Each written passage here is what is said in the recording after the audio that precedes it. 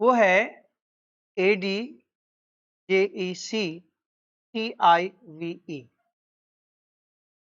क्या है ये? एडजेक्टिव। क्या है? हाँ, जैसा कि पहले भी चर्चा हुई है कि आप इसको एडजेक्टिव मत पढ़िएगा। यहां पे जो डी है साइलेंट है। मैंने बहुत पहले इसकी चर्चा की है, एक बार फिर से मैं चर्चा कर देता हूं, शायद नए साथियों के लिए कुछ काम आ जाए। कि एक फॉर्मूला है कि जब भी डी के बाद जी अथवा जे आता है, डी प्लस जी अथवा जे, जो भी जब ये आते हैं तो एक सूत्र है कि ज का बोलबाला ड के मुंह पे ताला। जो डी है ये साइलेंट हो जाता है।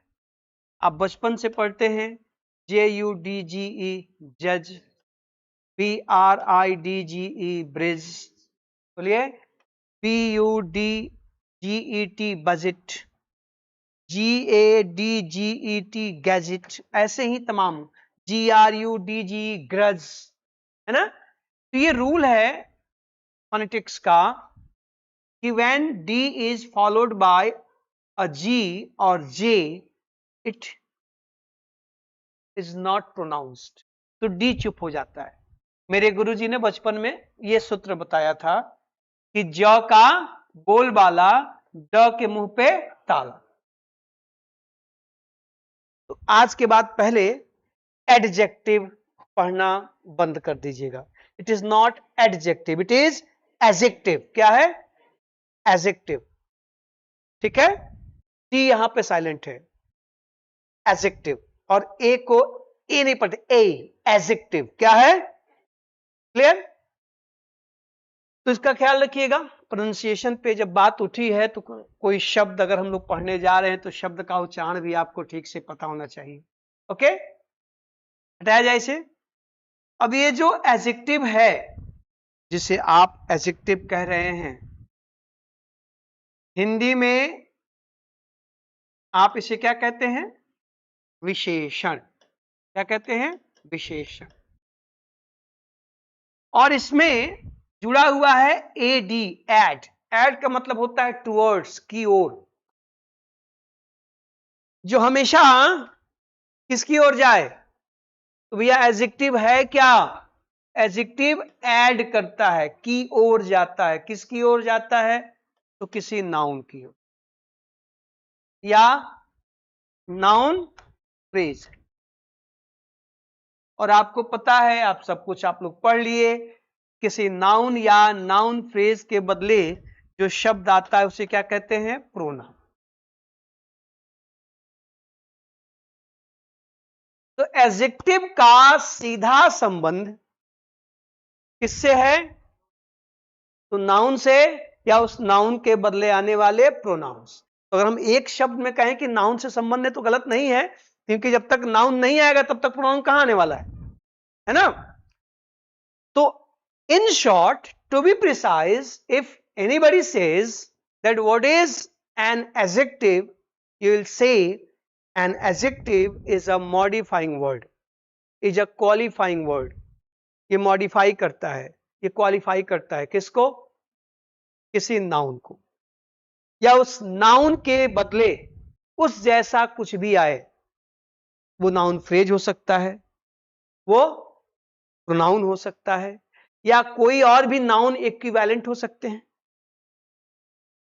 भैया जब नाउन को मॉडिफाई करता है तो anything which works like a noun, कोई भी शब्द जो नाउन जैसा कार्य करे तो उसे क्या कहेंगे? नाउन इक्विवेलेंट कहते हैं।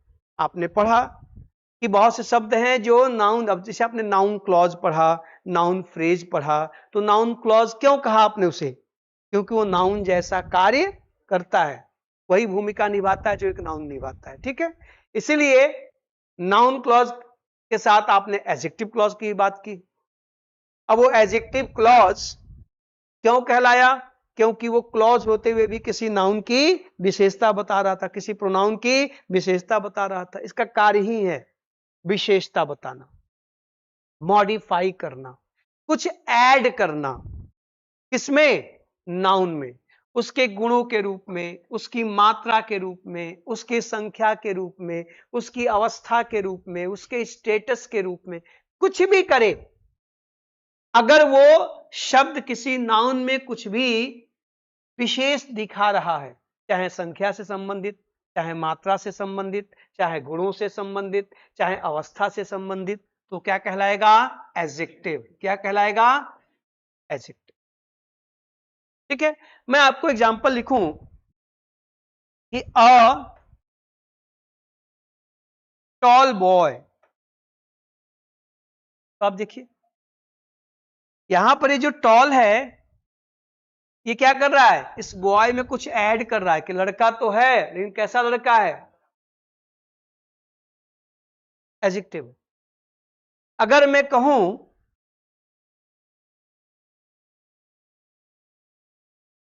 मच वाटर, ठीक, तो फिर ये मच क्या कर रहा है? इस वाटर की, हाँ, बता रहा है पानी कितना, अधिक पानी, ज्यादा पानी, मात्रा की बात कर रहा है ना? यहां पे मच क्या है? एडजेक्टिव। बोलिए, अगर मैं कहूं टू बुक्स, अब बोलिए, अब ये टू क्या कर रहा है? इस बुक्स की विशेषता बता रहा है, उसकी संख्या बता रहा है। यहां पे टू क्या है? एडजेक्टिव है। ठीक है, अगर मैं कहूं ईच हाउस, तो ये ईच क्या कर रहा है? इस हाउस को मॉडिफाई कर रहा है, उसके नंबर कोड के बारे में चर्चा कर रहा है ना? यहां पे ईच क्या है? एडजेक्टिव। बोलिए, अगर मैं कहूं डीप थिंकिंग, देखिएगा जरा, डीप थिंकिंग, अब यहां पे थिंकिंग क्या है? जेरेंड है, नाउन इक्विवेलेंट। अभी मैंने कहा ना कि वो नाउन का कार्य करे या तो नाउन हो। यहां पे थिंकिंग क्या है? नाउन है, ये जेरेंड है जो नाउन की तरह कार्य कर रहा है। और ये नाउन है, कैसे पता चल रहा है? क्योंकि इसके पहले डीप आया है। डीप क्या है? एडजेक्टिव है। एडजेक्टिव नाउन के अलावा किसी की विशेषता बताता ही नहीं। अब वो नाउन चाहे स्वयं में ओरिजिनल फॉर्म में हो या कुछ मुखौटा लगा के या मेकअप करके आया हो, लेकिन वो कार्य किसका कर रहा हो? नाउन का। तो फिर वो मॉडिफाई हो सकता है, किसके द्वारा? किसी शब्द के द्वारा। और जिस शब्द के द्वारा ये मॉडिफाई होगा वो शब्द क्या कहलाएगा? एडजेक्टिव। क्या कहलाएगा? एडजेक्टिव। ठीक है, तो फटाफट शुरू हो जाइए। एडजेक्टिव, अब परिभाषाएं, चीजें अब बड़े हो गए। बचपन में आप लिखते थे कि विशेषण किसी संज्ञा या सर्वनाम की विशेषता बताने वाले को, अब वो आप थॉट्स में रखिए। एडजेक्टिव क्या है?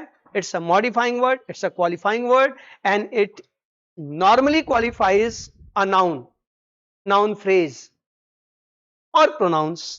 वो अपने दिमाग में रखिएगा, याद कर लीजिए। अब परिभाषाओं की जगह क्वेश्चन करने की बात करिए।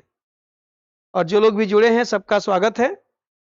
विकास कुमार, कोमल श्रीवास्तव, महक मिश्रा, राहुल मिश्र, शिवम यादव, सुनील सिंह, प्रशांत द्विवेदी, पीयूष तिवारी, रिवानी सिंह, अजीता शुक्ला, सबका स्वागत है। देखिएगा जरा, आज पहला दिन है, हम लोग एडजेक्टिव को सीखने और पढ़ने की कोशिश कर रहे हैं। तो एडजेक्टिव क्या है? तो एक विशेषता बताने वाला शब्द है जो किसी नाउन या नाउन फ्रेज या प्रोनाउन की विशेषता बताता है। मैंने कुछ एग्जांपल्स लिखे हैं। यहां पे ये टॉल, यहां पे ये ईच, यहां पर ये डीप, यहां पर ये मच और यहां पर ये टू। ये सब अपने बाद आने वाले नाउन्स की विशेषता बता रहा है। इसलिए किसका कार्य कर रहे हैं? एडजेक्टिव का कार्य कर रहे हैं। एडजेक्टिव हैं, कार्य क्या कर रहे हैं? अभी एडजेक्टिव हैं, कार्य करने वाली बात हम लोग बाद में करेंगे। जितने भी शब्द आपके सामने हैं ये सब के सब एडजेक्टिव हैं।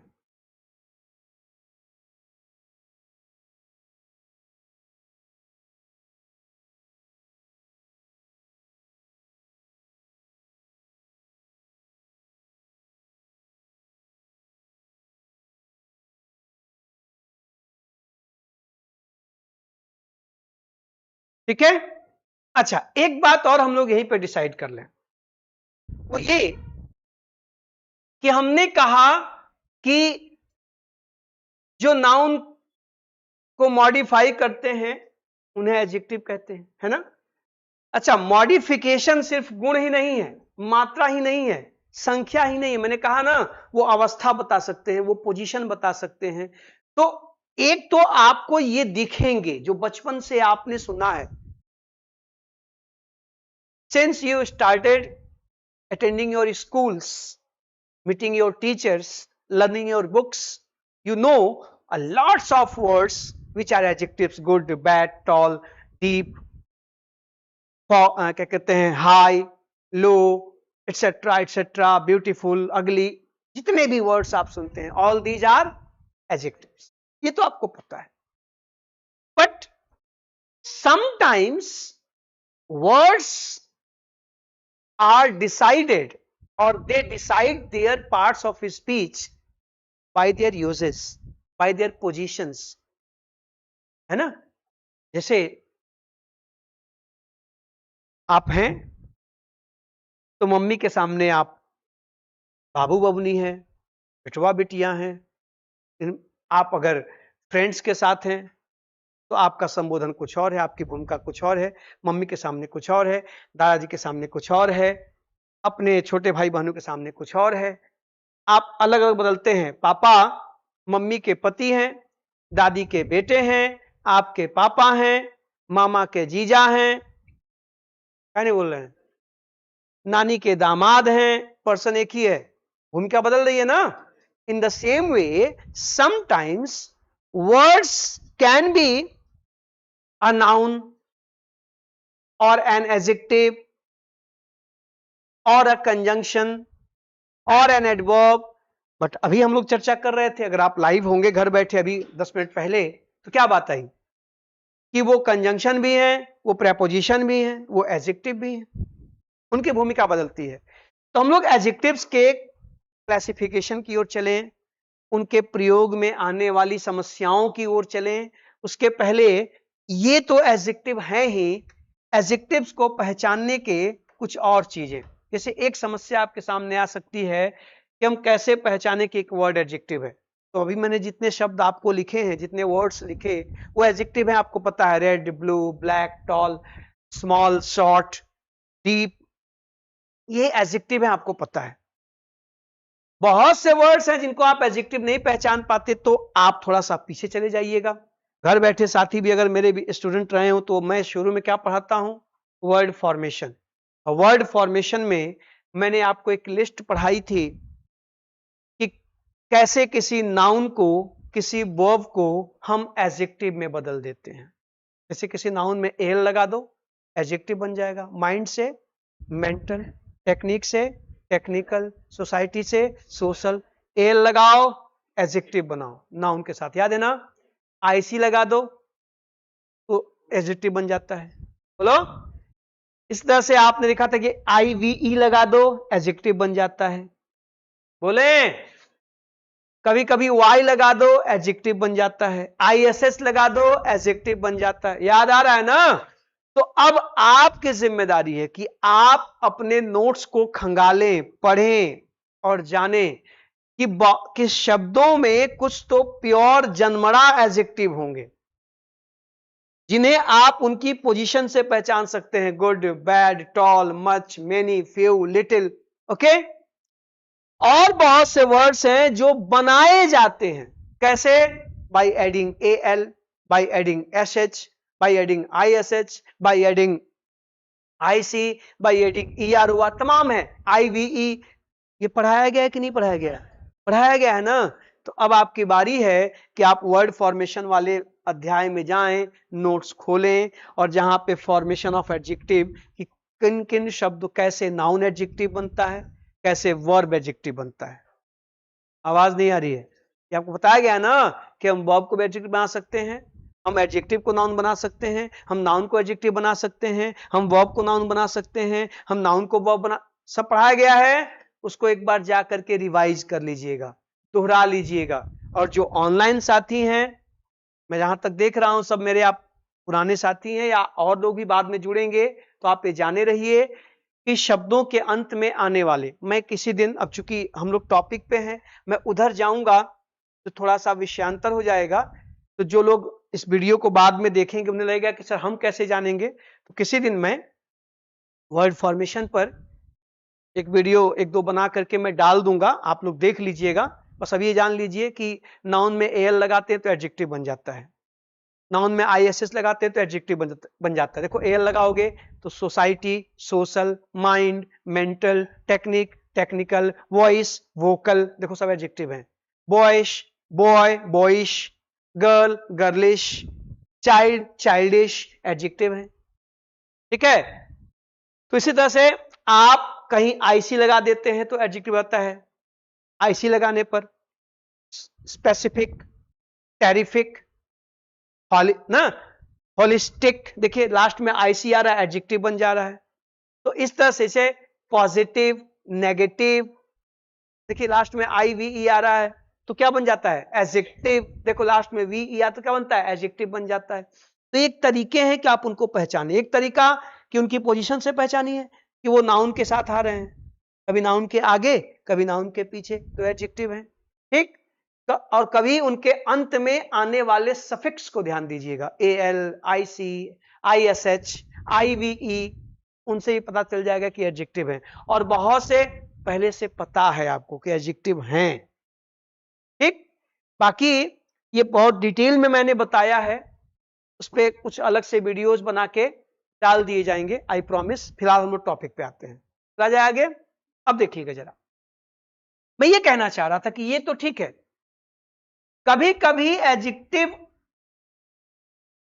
को हम लोग उसकी पोजीशन से पहचानते हैं। जैसे आप कंपाउंड नाउन्स जब लिखते हैं, आप जब कहते हैं एन इंग्लिश टीचर, क्या ध्यान दीजिएगा, एन इंग्लिश टीचर। अब साहब ये इंग्लिश भी एक नाउन है और ये टीचर भी एक नाउन, दो नाउन है। लेकिन आप ये जानते हैं कि हम जब दो नाउन्स को अगल बगल प्लेस करते हैं तो ऑटोमेटिकली एक नाउन दूसरे नाउन को मॉडिफाई करने लगता है। अब आप बताइए, टीचर तो टीचर है, हाँ, लेकिन ये टीचर किस विषय का टीचर है? एक तो ये भी हो सकता है, इसका मतलब, इसके दो मतलब हो सकते हैं। एन इंग्लिश टीचर का एक मतलब, इंडिया में एन इंग्लिश टीचर का मतलब है अंग्रेज शिक्षक।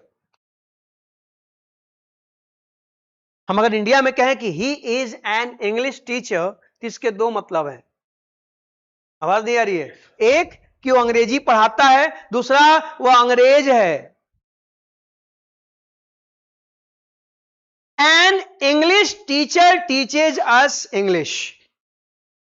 An English teacher teaches us English. इसका मतलब है कि हमारे जो अंग्रेजी के मास्टर साहब हैं वो अंग्रेज हैं। He belongs to Britain.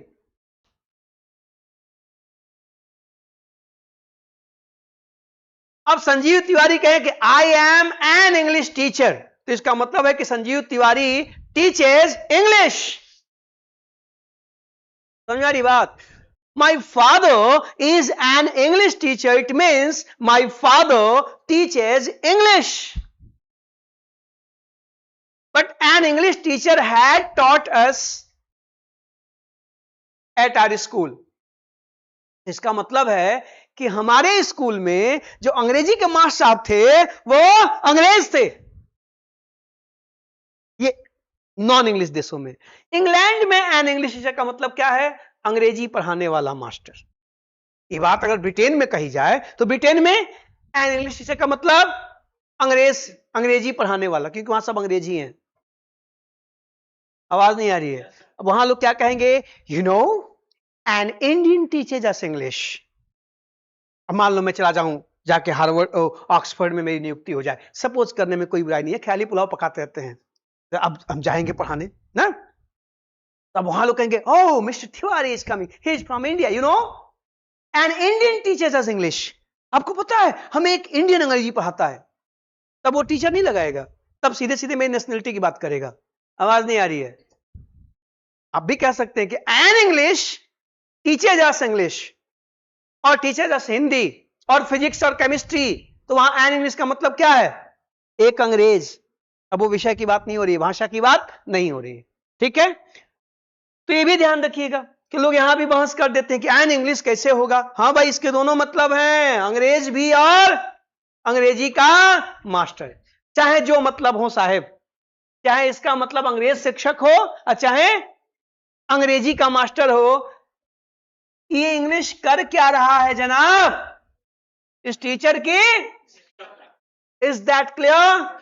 Then if anybody asks you what is the parts of speech that word English, you will say my dear friends, it is an adjective। अब ये विशेषण है कि नहीं है? the structural approach of learning parts of speech।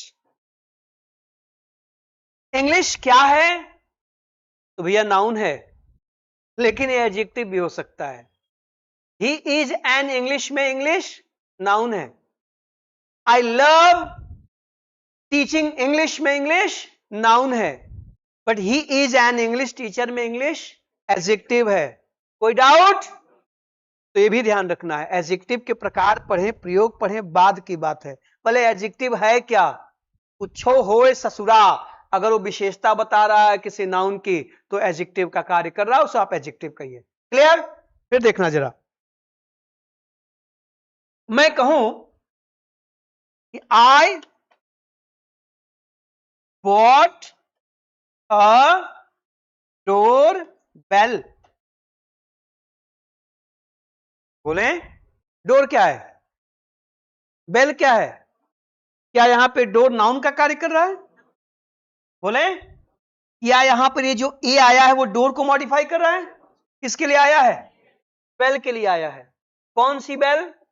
टिंग टोंग ओम जय जगदीश, आजकल गाना बजता है, हल्ला होता है, जो लोग भजन बजाते हैं ना।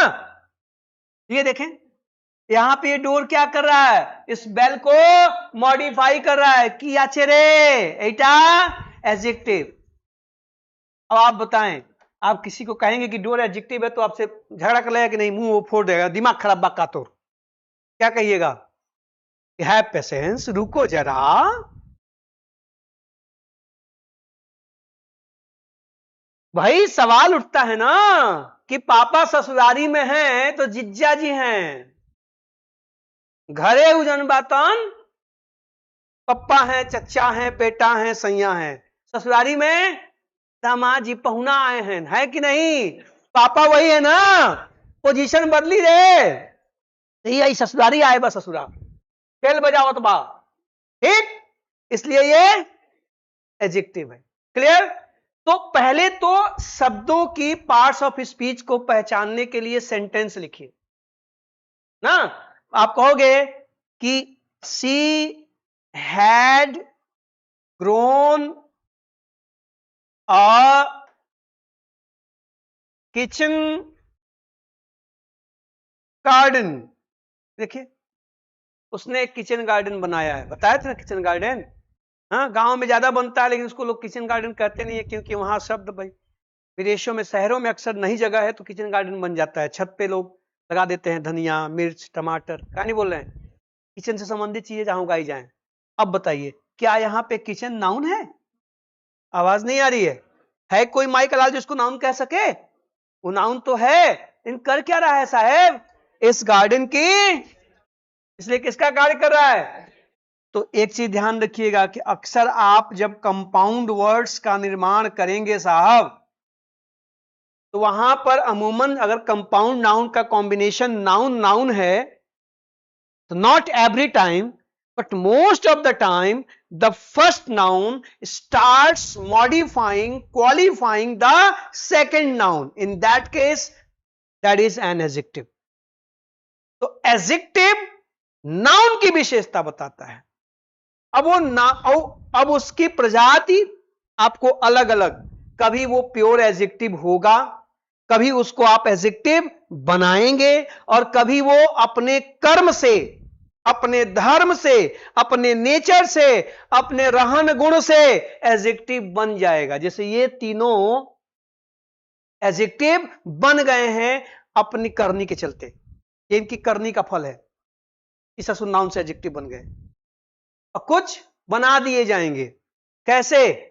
जोड़ के, child childish, technique technical, voice vocal, terror terrific. आवाज नहीं आ रही है? आपने बना दिया कान ऐठ के, कभी आईसी जोड़कर, कभी आईएसएच जोड़कर, कभी आईवीई जोड़कर, कभी एएल जोड़कर, बोले कभी ओयूएस जोड़कर, डेंजर डेंजरस, फेम फेमस। आवाज नहीं आ रही है? बन रहा है ना? और कुछ जनमरा, जैसे यहीं के नागरिक हैं हम, भारत के लोग वाला मामला हैं यहीं के, good bad tall half full. आवाज नहीं आ रही है? हाफ फुल, लोग चाउमीन खाने जाते हैं तो मांगते हैं ना, हम गरीब लोग हैं, हाफ में भी सोचते हैं अगर चले तो वहू का हाफ कही दे भाई। सही है कि नहीं है? अगर कोई व्यवस्था हो कि चौथाई वाली प्लेट आती हो, हम तो कह भी दिए थे कि ऐसा करिए, थोड़ा सा और निकाल लीजिए और पैसा कम ले लीजिएगा, उसमें क्या है? कोई रोका है? प्लेट से क्या मतलब है, आपके देने से मतलब है, तो आप उसमें से थोड़ा सा और निकाल लीजिए, तो अगर 20 का है तो 10 का हो जाएगा। और नहीं तो फिर नहीं मानेंगे तो क्या करेंगे? 20 का दीजिए, उसको 2 भागों में बांट के 2 प्लेट में कर दीजिए, हम लोग 10 10 का खाएंगे, 10 रुपया ताए दे, 10 रुपया हम दे, काम खत्म। अमेरिकन सिस्टम, जाएंगे साथ, पे करेंगे अपना अपना। हम लोग जब जाते थे विद्यार्थी जीवन में, भाई बड़ा मुश्किल काम था। 20 रुपए, 13 रुपए, 18 रुपए का टिकट था पैलेस में, तो भी महंगा लगता था। तो पिक्चर देखने से सब लोग चलेंगे, हाँ 8 लोग तैयार हो गए। पहले ही होता था कि अमेरिकन सिस्टम रहेगा, मतलब अमेरिका वाले बहुत प्राइग्मेटिक हैं, वहां रिश्ता उस्ता नहीं, एकदम आर्थिक रूप से स्ट्रिक्ट होता। हम लोग उसको अमेरिकन सिस्टम कहते हैं। क्या मतलब? कि भाई मान लीजिए सबसे सस्ता वाला टिकट लेना, 13 रुपए वाला आगे वाला, अब देखने से मतलब है, चाहे ऐसा करके देख लो। तो पहले एक आदमी सुनता था 13 13 13 13 पचे 65 रुपए जेब में लेके जाके टिकट लेके आए। होता क्या था कि हम लोग 7 पिक्चर देखने गए थे, खाने बैठे तो भाई कहा आई आए, कितना लगे इतना, चल भाई देते 5 तय दे, 5 तय दे, 5 तय दे, ठीक है। अब लोग दे दिए 50-25 रुपए में, उसमें 25 रुपए में अच्छा खासा आ जाता था। अब तो मान लो 10-15 सालों की पहली जिंदगी कुछ और थी, 15 सालों में जिंदगी बदली है, कोई बात नहीं, ये मुद्दा नहीं है। मुद्दा यहां देखिए, आप एडजेक्टिव क्या है समझ गए? पक्का? एडजेक्टिव के अलग अलग पोजीशन है, ये सब भी एडजेक्टिव है। कोई आज के बाद पूछे कि इसमें ये शब्द क्या है तो कहिएगा एडजेक्टिव है, फटाफट उतारिए तो आगे बढ़ा जाए।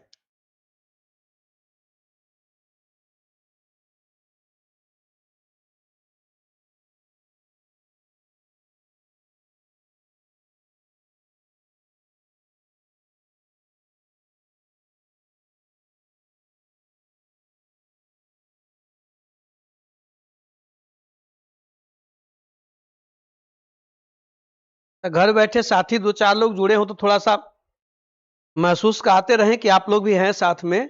स्क्रीन एकदम स्थिर हो जाती है, हम घबरा जाते हैं। लाइक वाइक भी कर दीजिए, जितने लोग जुड़े उतने लोग लाइक भी नहीं किए हैं, इसमें कौन सी कंजूसी है भाई? ठेंगा दिखाने में क्या समस्या है? दिखा दीजिए, हमको बुरा नहीं लगेगा। हम लोग छोटे मास्टर हैं भाई, रिक्वेस्ट कर लेते हैं, आप ही पढ़ लीजिए। जिंदगी एक सफर है सुहाना। एडजेक्टिव समझ में ना आए तो उत्थान के द्वार आना।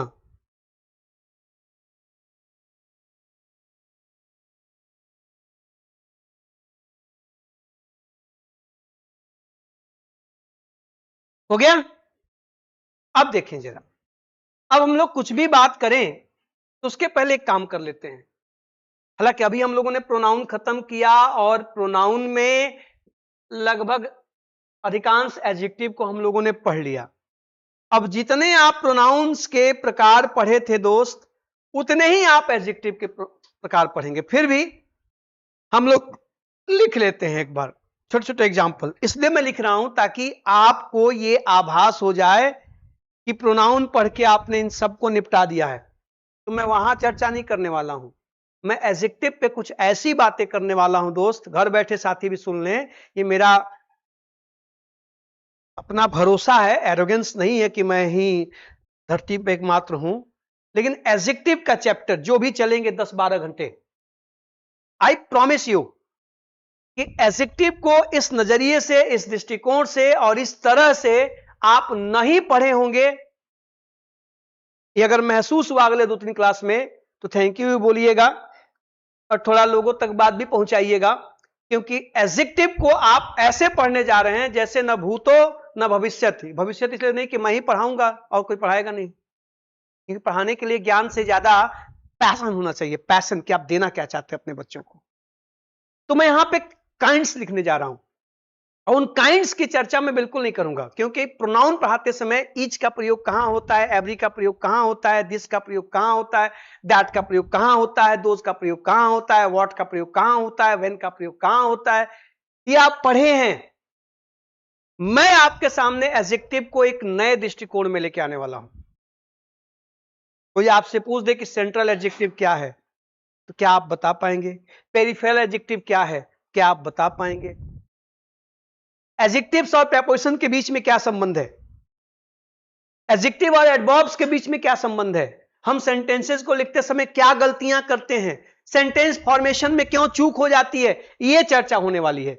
We are here to learn applied grammar, not definitional grammar. इससे देखिए मैं डेफिनेशन बता भी रहा हूं तो अप्लाई करके बता रहा हूं।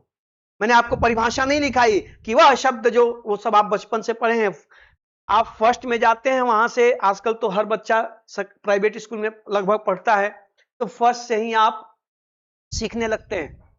तो मैं आपको परिभाषाएं ये वो सब नहीं बताने वाला हूं।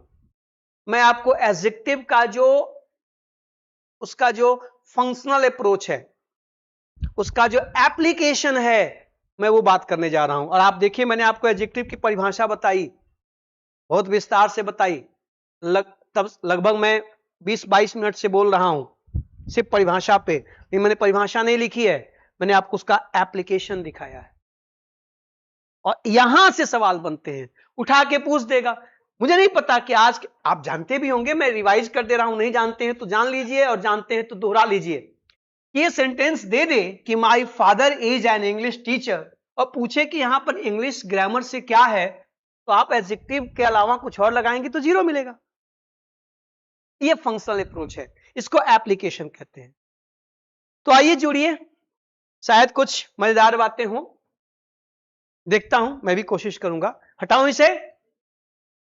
अब आइए जरा एक बार काइंड्स देख लिया जाए कि एडजेक्टिव्स के काइंड्स क्या हो सकते हैं ना।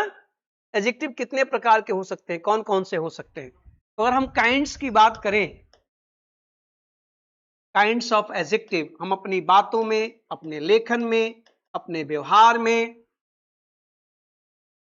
ठीक है, कौन कौन से एडजेक्टिव प्रयोग करते हैं, तो एक बार लिख लीजिए, छोटा सा एक लिस्ट बना लीजिए छोटे छोटे एग्जाम्पल के साथ, ताकि आप जान जाएं कि आप सब पढ़ चुके हैं। हम लोग इसके अलावा इसके ऊपर की, अपर लेवल की, हायर लेवल की बात करेंगे। तो पहला है डेमोन्स्ट्रेटिव, जिसको आप हिंदी में संकेतवाचक विशेषण कहते हैं ना।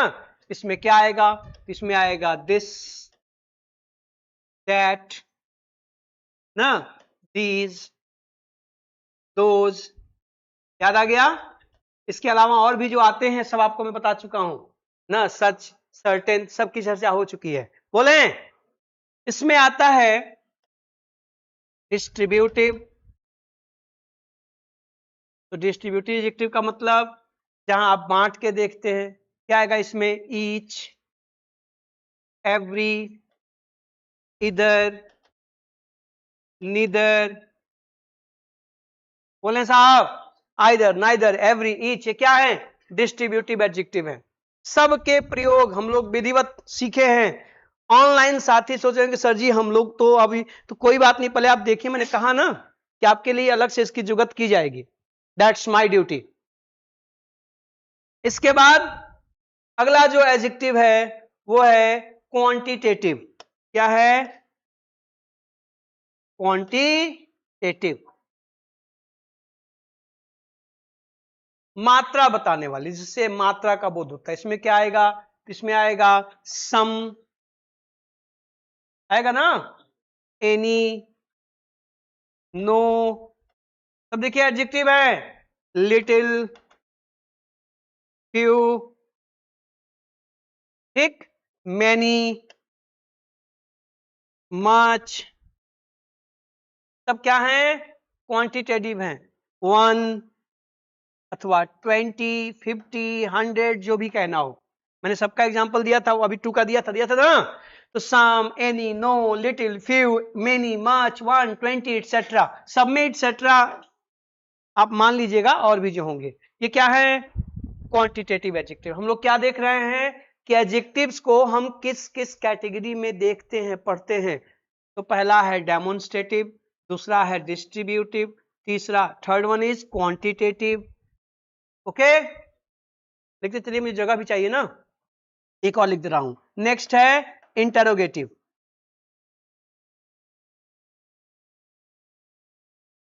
इंटरोगेटिव प्रश्नवाचक, इसमें क्या आएगा, इसमें आएगा, यहां लिख दे रहा हूं मैं, इसमें आएगा विच, ठीक है, व्हाट, हुज,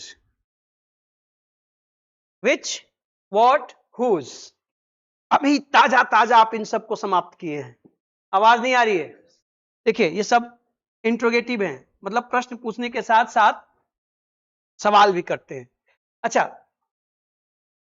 पहले लिख लीजिए, प्रयोग सबके जब आएंगे तो आप देखेंगे कैसे क्या होते हैं, ठीक। ऊपर से हटाऊं, ऊपर से नोट कर लीजिए, आप तो साथ ही में नोट करिए हमारे, ऊपर से हटाऊं ना, देखिए जरा,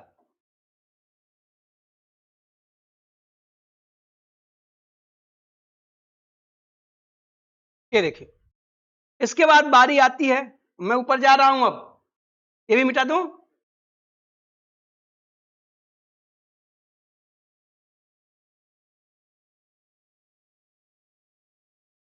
देखिएगा। नेक्स्ट एडजेक्टिव जो है वो है पजेसिव, POSSESSIVE, पजेसिव एडजेक्टिव, संबंधवाचक। आपको पता है इसमें क्या आएगा, my, his, her, your, their, ना, आर, एटसेट्रा। आप समझ रहे हैं, सब क्या है, संबंध बताते हैं और विशेषता भी बताते हैं, ठीक है। देखिएगा जरा, इसको हटाऊं, नोट करते चलिएगा, अब इसमें कुछ समझना है नहीं, मेरे साथ ही नोट करिए ताकि जल्दी जल्दी काम हो। लाइव में ये भी एक समस्या है कि थोड़ी स्पीड बरकरार रखनी पड़ती है, स्ट्राइक 20-20 वाला मामला हो जाता है, स्ट्राइक रेट मेंटेन होना चाहिए ना, वरना बाद में आरोप लग जाएगा कि आपको खेलना ही नहीं आता। देखो विराट कोहली पे आरोप लग गया, 700 कितना 56 की 65 कितना बताया था, 769 रन बनाने के बाद भी वर्ल्ड कप में स्लो खेलने का आरोप लग गया।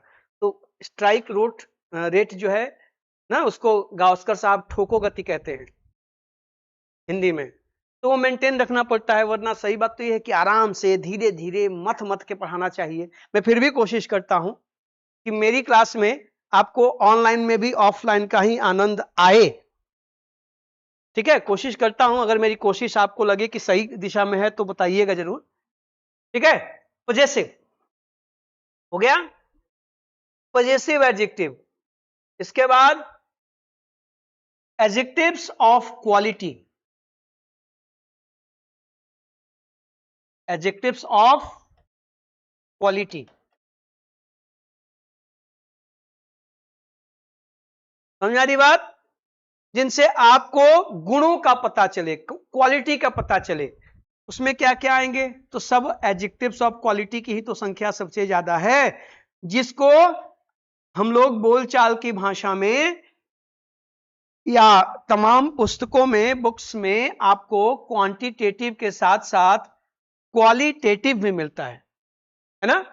अच्छा, ये जो क्वांटिटेटिव आपने लिखा, इनको क्वांटिफायर्स भी कहा जाता है। क्या कहा जाता है, क्वांटिफायर्स, क्या कहते हैं, हाँ आगे चर्चा है। क्वांटिफायर्स मतलब ऐसे एडजेक्टिव्स जो संख्या या मात्रा बताते हैं। तो मेनी, मच, फ्यू, लिटिल, सम, एनी, ये क्वांटिफायर्स भी हैं, बिकॉज दे डिटरमिन।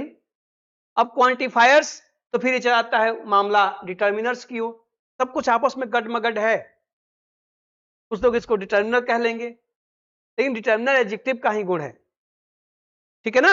अभी मैं आता हूं, अभी एडजेक्टिव्स के कई प्रकार मैं आपको बताऊंगा। मैंने कहा ना कि एक अलग अप्रोच से पढ़ाऊंगा। अभी हम लोग एडजेक्टिव क्या है उस पर फोकस कर रहे हैं। अब जब हम इन एडजेक्टिव्स को पढ़ते हैं तो ये एडजेक्टिव्स दो भागों में बढ़ जाते हैं, एक डिस्क्रिप्टिव, एक डिटर्मिनेटिव। उसकी चर्चा बाद में, पहले परिचय हो जाए पूरे खानदान से, फिर इस पूरे खानदान को हम दो भागों में बांटेंगे। एग्जैक्टली ये पूरा खानदान एडजेक्टिव का दो वर्गों में बन जाता है, किसमें?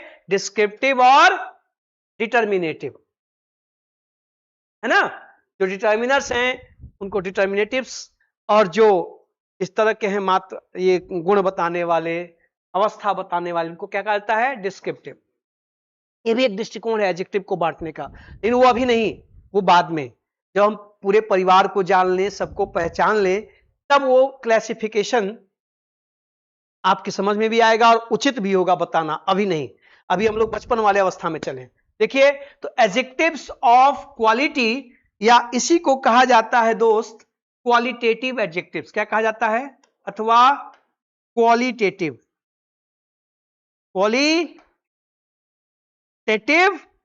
एडजेक्टिव्स। कंफ्यूज मत होइएगा, जिनसे गुणों का बोध होता है ना। अब कुछ भी वो गुण है, चाहे अच्छा गुण हो चाहे बुरा गुण हो, गुण तो गुण है। इसमें कहूं क्लेवर, अच्छा गुण है कि बुरा? क्लेवर शब्द पॉजिटिव है कि नेगेटिव?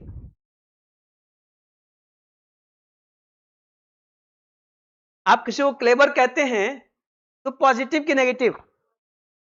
हाँ, बिल्कुल नहीं। चालाकी में कनिंगनेस होती है, वो चालाक बन रहे हो। क्लेवरनेस में चीटिंग है। अब आप कमेंट्री सुनते हो तो वहां देखो भाई, वहां तो ओपोनेंट्स है ना। It was a clever shot, मतलब क्या है कि गेंदबाज सोचा कि एक लेग में मारे ससुरा, और लास्ट समय में मार दे उल्टा छक्का, तो धोखा देना हुआ कि नहीं हुआ? इट वॉज अ चीटिंग और नॉट? अब वो गेम में ठीक है कि युद्ध जीतने के लिए भाई हम साम दाम दंड भय भेद का प्रयोग करते हैं, ओके, बट बेचारा वो सोचा था, जैसे एक दिखा रहा था उसमें इसी WPL में हुआ ना, कि पहले उसने पोजीशन दिखाया कि हम इधर मारेंगे, और लास्ट टाइम में उल्टा मारी, विकेट कीपर के जाके धड़ाम से लगा, पलट गई। तो क्लेवर था, चिकी। तो ध्यान रखिए कि क्लेवर माने चालाक होता है, कौवा चालाक होता है, लोमड़ी चालाक होती है। क्या लोमड़ी और कौवे का एग्जाम्पल हम अच्छे सेंस में देते हैं? क्या जब कौवे ने घड़े में टप टप टप कंकर डाल के पानी पिया तो ये चालाकी थी? आवाज नहीं आ रही है। Was that crow clever? No, he was intelligent, wise. By doing that activity the crow quenched its thirst. It was not cleverness, it was wisdom, it was intelligence. वहां कौवा इंटेलिजेंट था, वाइज था, क्लेवर नहीं था। Cleverness की बात आती है कि कहा जाता है कि भाई हम मनुष्यों में, खासकर भारत में, उत्तर भारत में सबसे बुद्धिमान लालाजी लोग माने जाते हैं ना। आप भी देखो, आज भी हिसाब किताब, या उस काल में भी कायस्थ लोग ही जो है हिसाब किताब करते थे। बुद्धिमान ये भी कायस्थ थे, इतना बड़ा भेजा आज तक ना हुआ ना होगा। बंगाल में जो दत्त हैं वो कायस्थ होते हैं। तो नरेंद्र बाबू कायस्थ थे, पंडित जी नहीं थे। जात इंपॉर्टेंट नहीं, मैंने कहा ना, कर्म इंपॉर्टेंट है। तो कहा जाता है, कथा मिलती है ऑन अ लाइटर नोट, हंसने के लिए मैं कह रहा हूं, इसमें कुछ ढूंढिएगा मत, बस इसमें कंटेंट की चालाकी में और विजडम में अंतर क्या है। तो कौवे में और लाला जी में मुलाकात हो गई, चैलेंज कि तय ढेर चालाक की हम। कौआ कहा कि हम चालाक है, लाला कस नहीं हम चालाक है। मुकाबला, तो ठीक है, मौका आएगा तो तुमको हम दिखा देंगे कि कितना चालाक हम है सनम। कौवे ने कहा, लाला जी भी कहे कि ठीक है, मैं भी दिखा दूंगा। अब दिन रात लाला जी इस फिराक में रही, कौवा कभी कोई फायदा ना उठा ले। अब कौवा इस फिराक में कब लाला जी को मैं पटखनी दूं। एक दिन लाला जी के दिमाग में आया कि आज कौवे को मैं चिढ़ाता हूं। तो छत पर जाके ऐसे लेट गए और मुंह में एक रोटी का टुकड़ा ऐसे लेके चिढ़ा रहे थे कौवे को। कौवा देखा, कहा oh so you are challenging me, it's the test of wisdom, cleverness. अब देखिए यहां पर क्लेवरनेस की बात हो रही है। कौवा कहता कि मैं चालाक हूं, लाला जी कहते थे कि मैं चालाक हूं।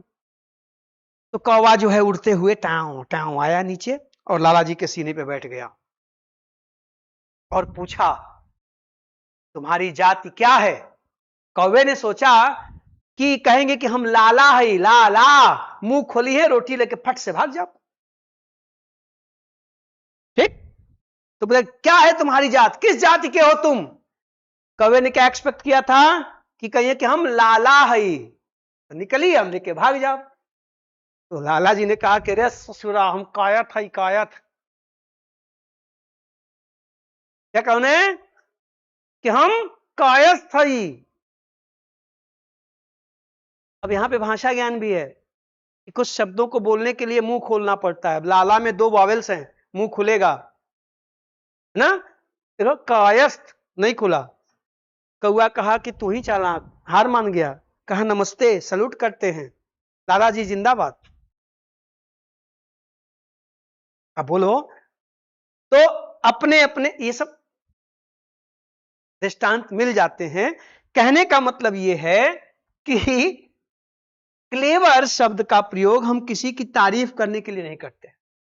क्लेवरनेस में कनिंगनेस है, जहां आप 3-5 करके, किसी को चीट करके, किसी को मूर्ख बना के, बेवकूफ बना के कोई विजय प्राप्त करते हैं, कोई लाभ प्राप्त करते हैं, वो क्लेवर है ना। इसलिए आप बहुत चालाक है ये अक्सर कहते हैं ना, चालाकी दिखा दिए ना, मेरा वाला बिस्किट खा गए। तो आप प्यार से बोल रहे हैं, एक दिन तुम्हारी चालाकी निकल जाएगी, देख लेना। इसमें आप प्यार कर रहे हैं कि शिकायत कर रहे हैं। तो चालाक माने क्लेवर, इसमें कनिंगनेस है। बहरहाल, तो क्लेवर, ड्राई, बोलो रे, फैट, गोल्डन, कितना लिखूं आप समझ गए, थिन या फैट थिन लिख लो, एटसेट्रा। इन सब से क्या पता चल रहा है, किसी का गुण, किसी की क्वालिटी, चाहे शारीरिक चाहे मानसिक ना, इससे या तो फिजिकल या तो मेंटल गुणों का, अवस्थाओं का पता चलता है। तो ये क्या है, adjectives of quality, qualitative adjectives. ठीक है, तो हम लोग इन्हीं के प्रकाश में, ये जो आपने काइंड्स लिखे, इन्हीं के प्रकाश में एडजेक्टिव्स को देखेंगे। और आप इसमें से डेमोन्स्ट्रेटिव, डिस्ट्रीब्यूटिव, इंटरोगेटिव, ये सब आप अच्छे से पढ़ लिए हैं। फिर भी जहां चर्चा होगी हम लोग चर्चा कर लेंगे। क्लियर। लेकिन एक चीज आपको ध्यान रखना है, हटाओ, देख लिया, ध्यान ये रखना है साहब, हटा रहा हूं मैं, ध्यान ये रखना है कि इसके साथ साथ आपको पता है कि जो पार्टिसिपल्स हैं,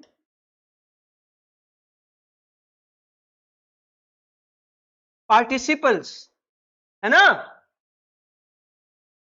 are also used as adjectives.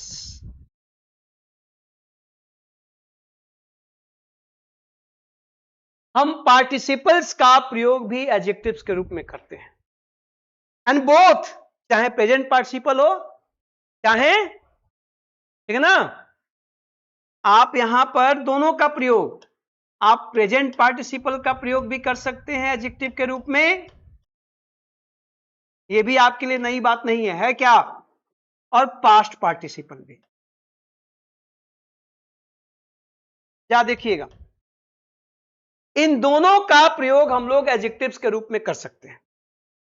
लेकिन एक चीज ध्यान रखिएगा, मैं आपको पहले कुछ एग्जांपल्स देता हूं और फिर मैं बताता हूं कि आप जब प्रेजेंट और पास्ट पार्टिसिपल का प्रयोग एडजेक्टिव्स के रूप में करते हैं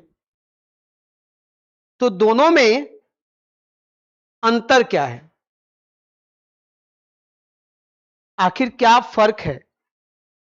कैसे आप फर्क करेंगे कि ये प्रेजेंट पार्टिसिपल और पास्ट पार्टिसिपल, ठीक।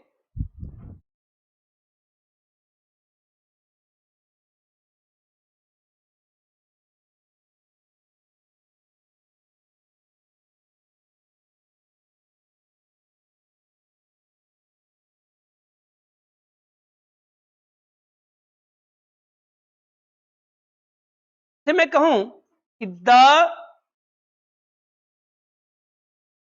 लेक्चर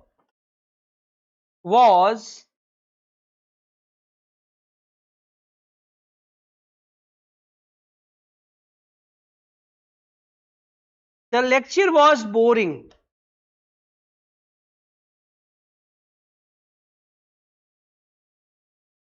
आवाज नहीं आ रही है। The lecture was boring. ये बोरिंग क्या कर रहा है? ये बोरिंग क्या कर रहा है साहब? लेक्चर की कि कैसा लेक्चर था उसकी क्वालिटी बता रहा है ना। यहां पर किसका कार्य कर रहा है? एडजेक्टिव। बोलो। मैं कहूं कि द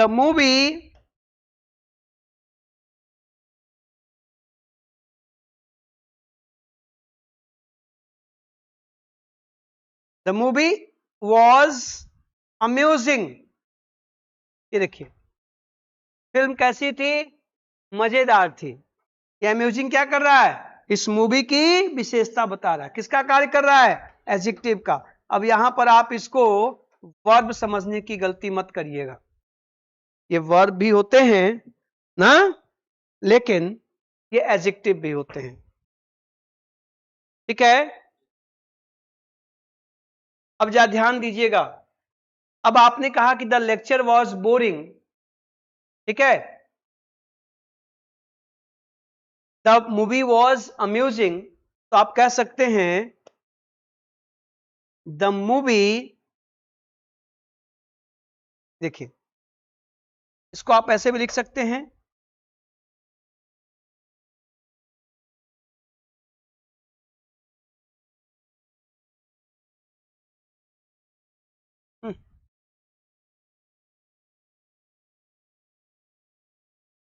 तो द मूवी वॉज अम्यूजिंग का मतलब क्या है? कि we were amused by the movie.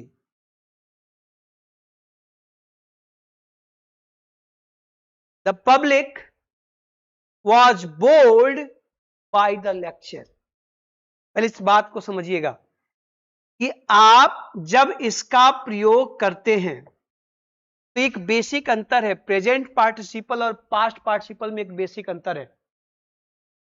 दोनों एडजेक्टिव का कार्य तो करते हैं, लेकिन जो प्रेजेंट पार्टिसिपल है ये एक्टिव होता है और जो पास्ट पार्टिसिपल है वो पैसिव होता है। ध्यान से सुनिएगा, ठीक है। जो जब आप इनका प्रयोग, पार्टिसिपल का प्रयोग एडजेक्टिव के रूप में करते हैं तो क्या अंतर है? Present participle active, past participle passive, दोनों की मीनिंग में अंतर होता है। इस बात को मैं पहले ये फॉर्मेट लिख लीजिए, फिर मैं लिखा दूं तब एग्जांपल देता हूं। पहले participle are also used as adjectives, और दोनों प्रेजेंट और पास्ट दोनों, पहले इतना ही आप लिखिए।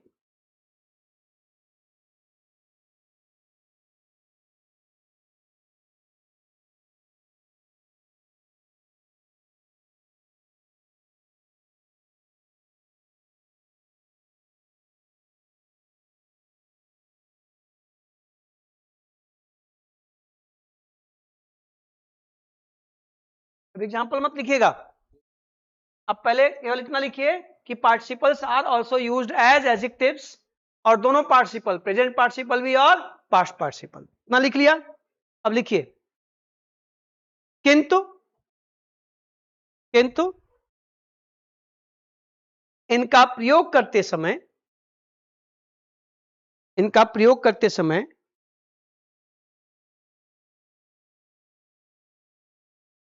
सावधानी बरतनी चाहिए।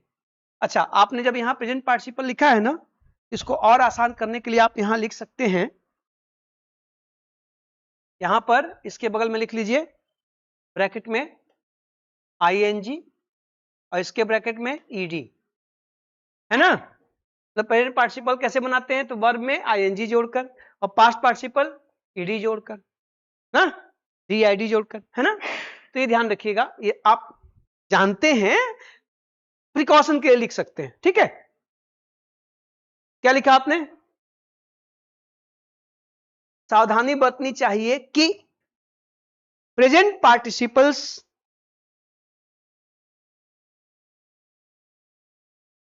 एक्टिव होते हैं,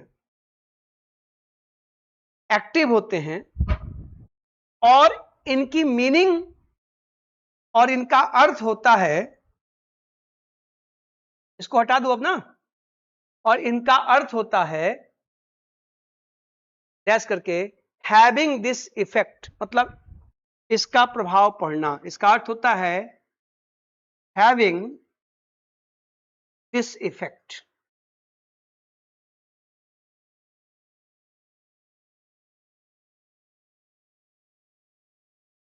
मतलब this movie is boring, this lecture is boring, मतलब वी आर बीइंग बोर्ड।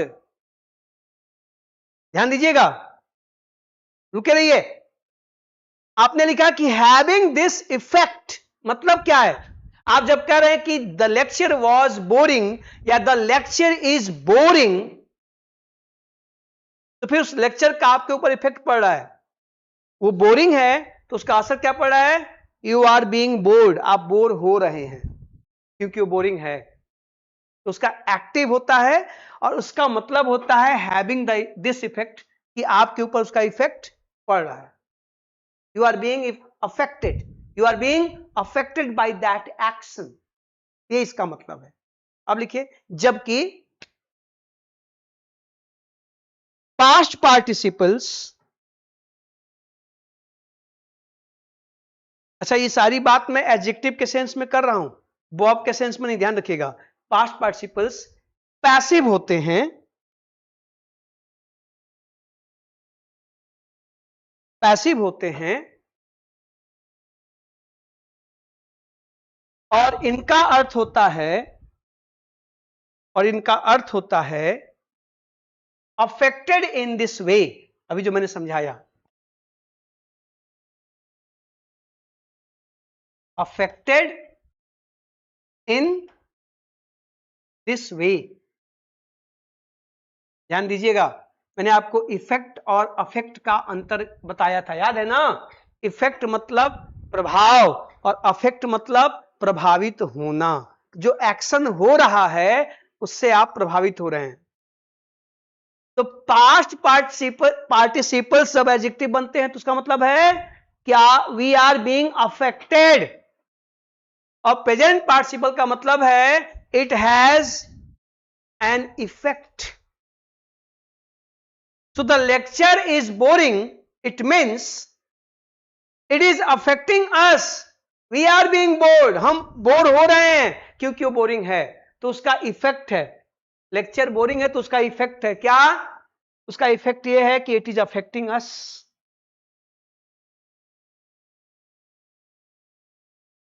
आसान रही है, the movie is amusing, it means we are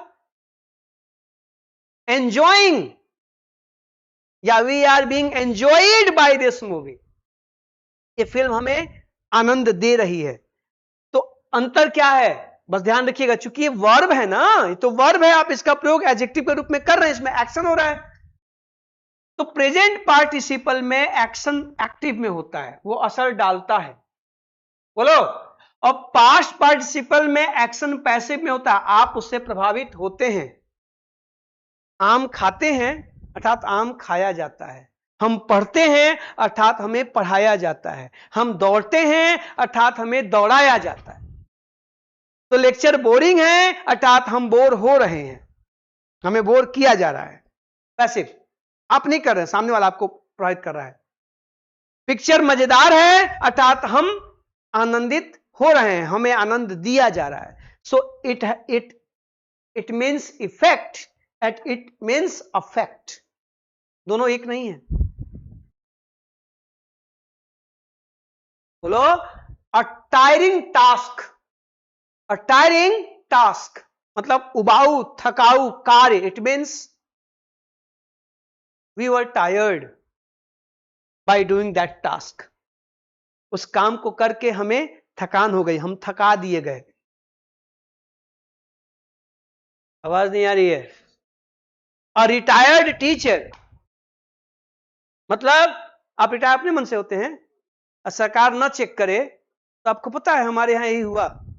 हालांकि उसको अब यहां बताना ठीक नहीं है, ऑनलाइन जो है हो जाता है, गणना में हो जाता है। तो सरकार न गिने कि आप 62 साल के 60 साल के हो गए हैं कि रिटायर हुए चाहे का, तो आप रिटायर होते हैं कि रिटायर कर दिए जाते हैं। तो a retired teacher means we were made to retire. आवाज नहीं आ रही है? बोलिए। The tiring work means we are being tired, हम थक रहे हैं। किसके द्वारा? इस कार्य को करके। आ रही बात समझ में? तो पहली चीज क्या आप कह सकते हैं? अ रनिंग ट्रेन, चलती हुई ट्रेन। बोलिए। लेकिन आप कह सकते हैं अ रिटायर्ड टीचर मतलब जो रिटायर हो गया है, मतलब he has been affected by his age. A retired teacher means वो अफेक्टेड हो गया, किससे? अपनी एज से, बूढ़ा हो गया इसलिए रिटायर हो गया। But I am retiring this year, अभी वर्ब है, एडजेक्टिव है ही नहीं। बोलो। A retiring teacher becomes hopeless because now he will not get any student to teach। अब यहां देखिए इफेक्ट है, अभी रिटायर हुआ नहीं है, होने वाला है। He is going to retire. अभी से उसको टेंशन है कि अब क्या होगा, 4 महीने बाद मैं रिटायर हो जाऊंगा, ना मुझे विद्यार्थी मिलेंगे पढ़ाने को, ना मैं स्कूल जाऊंगा, कैसे काम चलेगा। यहां पर देखिए क्या हो रहा है, वो उस पर इफेक्ट पड़ रहा है। अर्थात the retirement is going to affect him, retirement उसको प्रभावित करने वाला है। समझ में आ रही है बात?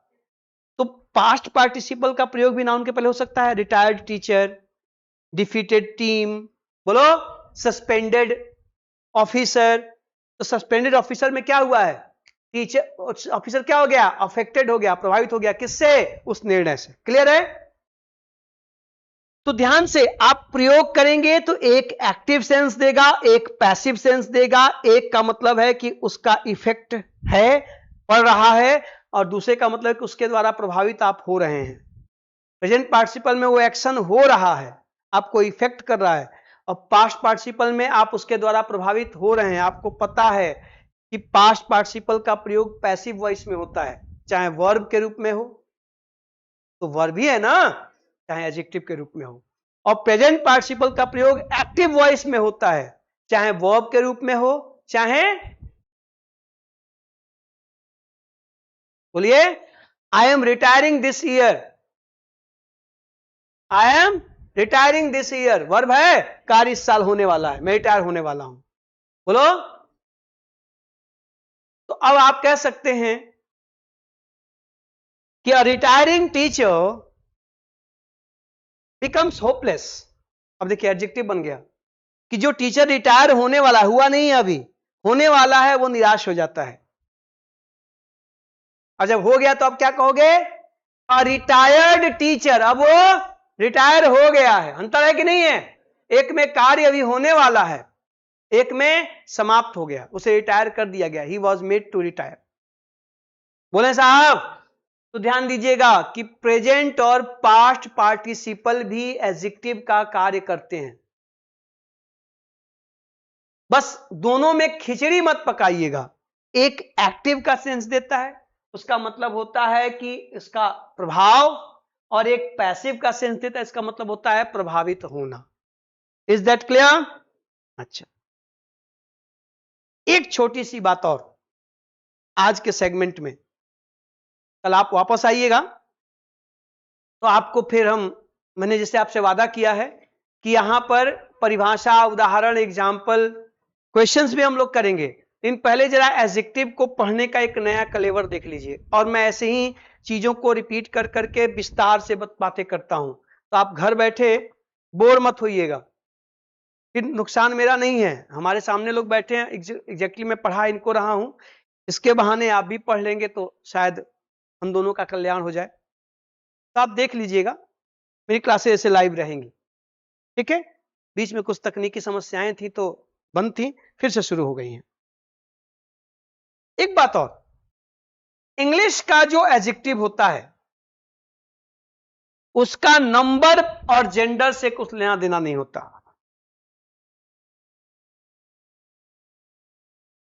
देखिए,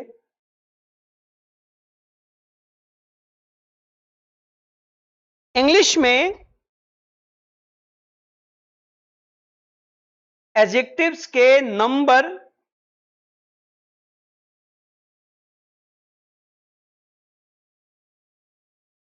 तथा जेंडर, नंबर तथा जेंडर सभी नाउन्स के लिए सेम होते हैं, सभी नाउन्स के लिए सेम होते हैं।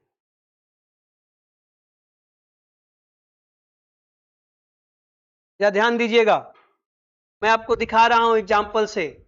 आप कह सकते हैं अ गुड बॉय, आप ये भी कह सकते हैं गुड बॉयज। या ध्यान दीजिएगा, यहां पर गुड ने किसको मॉडिफाई किया? सिंगुलर मैस्कुलिन नाउन को। आवाज नहीं आ रही है? सिंगुलर और मैस्कुलिन, यहां पर प्लूरल मैस्कुलिन। अब आपको पता है कि प्लूरल नाउन आएगा तो आर्टिकल का प्रयोग नहीं होगा, इस पे फोकस मत करिए, यहां फोकस करिए। क्या इसके सिंगुलर से प्लूरल होने पर इस पे कोई फर्क पड़ा क्या? तो इंग्लिश में संज्ञाओं के नंबर से विशेषण प्रभावित नहीं होते। आप देखो इंग्लिश में, हिंदी में आ जाइए तो क्या होगा? अच्छा लड़का। आवाज नहीं आ रही है? अच्छे लड़के। अब ये हिंदी की अपनी समस्या है, ये हिंदी की विशेषता है कि हिंदी में क्या होता है,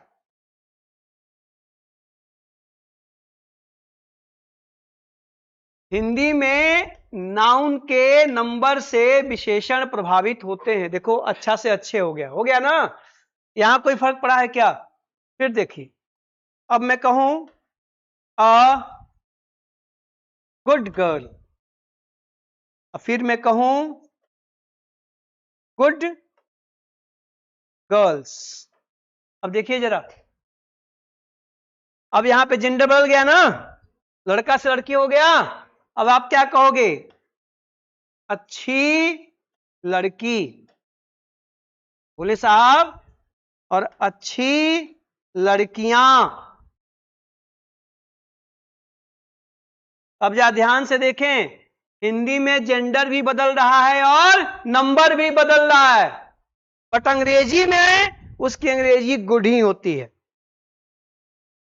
तो इंग्लिश का एडजेक्टिव नाउन के नंबर और जेंडर से प्रभावित नहीं होता, एक्सेप्ट इसका एक्सेप्शन सिर्फ कौन है? हैं इसके एक्सेप्शंस हैं। एक्सेप्शंस क्या है? दिस, दीज हो जाता है, और दैट, दोज। मेरी कसम खा के बताइए, बताए हैं कि नहीं बताए हैं? हम लोग को यहां काम नहीं करना है, सब आप पढ़ चुके हैं। मैं कुछ नया लेके आया हूं, नेवर बिफोर, ठीक है? कुछ ऐसा आपको मिलने वाला जो नेवर बिफोर एट उत्थान ऑल्सो, बाकी जो तो नहीं है। लेकिन पहले ये बेसिक्स बात कर लिया जाए कि देखिए, ये एक्सेप्शंस हैं। दिस, दैट जब प्लूरल नाउन के साथ आते हैं तो क्या हो जाते हैं? दीज और दोज हो जाते हैं। ये एक्सेप्शन है। ये एक्सेप्ट, यहां पर कोई फर्क नहीं पड़ता। ये एकमात्र exception this, that, these, those है। इनको छोड़ दिया जाए तो एडजेक्टिव्स अपने नाउन से प्रभावित नहीं होते, न नंबर से न जेंडर से। हां, आप कहेंगे, यहां मैं लिख दूं कि दिस बॉय, लेकिन आप कहेंगे दीज बॉयज, देखिए प्रभावित हो गया, बदला कि नहीं बदला? आप कहेंगे दैट गर्ल, लेकिन दोज गर्ल्स, देखो रे प्रभावित हो गया कि नहीं हो गया? ये एक्सेप्शन है, इनको छोड़ दिया जाए तो इंग्लिश में, in English adjectives are never affected by the numbers and genders of the nouns they modify. जिनको ये मॉडिफाई करते हैं उनके नंबर से, जेंडर से ये प्रभावित नहीं होते, नहीं होते, नहीं होते. Is that clear? Except this, these, that, those. तो परिभाषाओं की चर्चा हो गई, एडजेक्टिव पहचानने की तकनीक भी आपने देख ली.